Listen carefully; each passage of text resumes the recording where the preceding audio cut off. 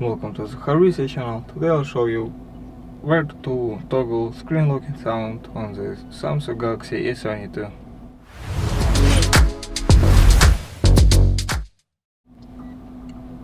So first open settings, just scroll down from the top and press the settings button.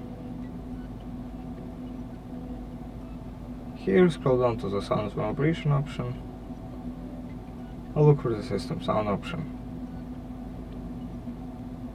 Through the toggle here, you can turn off and turn on screen locking sound. So now it says it's on, so let's see.